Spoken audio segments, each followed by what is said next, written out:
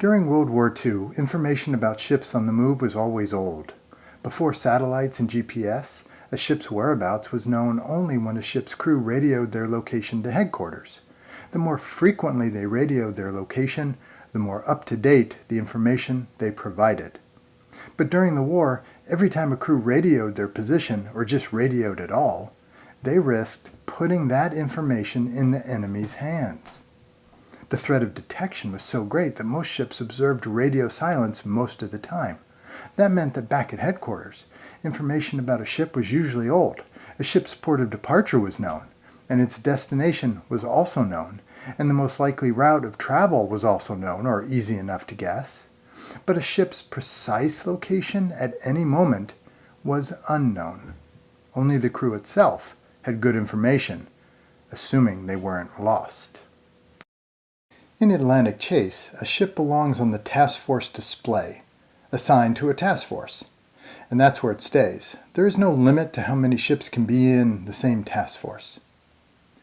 A task force is represented as information, and that information is located both on the game board and on the task force display. Your opponent is allowed to see your display, and they are allowed to know what ships are in your task force. In May 1941, British Admiralty learned from multiple sources that a German task force was steaming through the Kattegat and into the Skagerrak. They knew it comprised a battleship and a heavy cruiser, and surmised it was the Bismarck, a surface vessel the Prime Minister himself lost sleep over.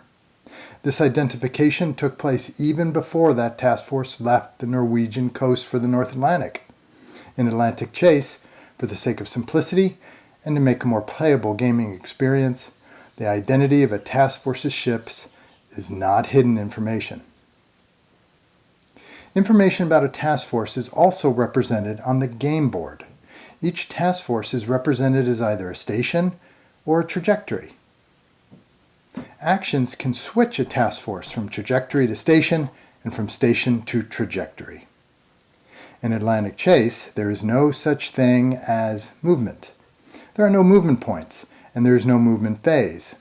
So how does a task force get from one place to another? The player plots a course for the task force by performing a trajectory action.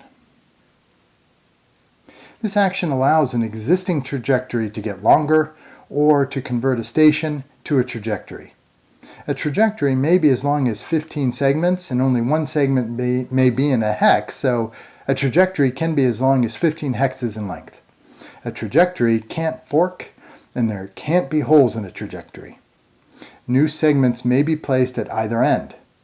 They may be placed at both ends. If a trajectory segment is placed in a hex with an enemy port or airbase, that segment acquires an intel marker.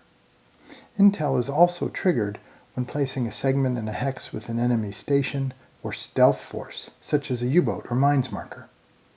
This does not happen when placing a segment in a hex with an enemy's segment. Once an intel marker is attached to a trajectory segment, it is stuck to it until the segment itself is removed. This can happen as a result of a naval search, signals, or engage action, or by a pass or completion action.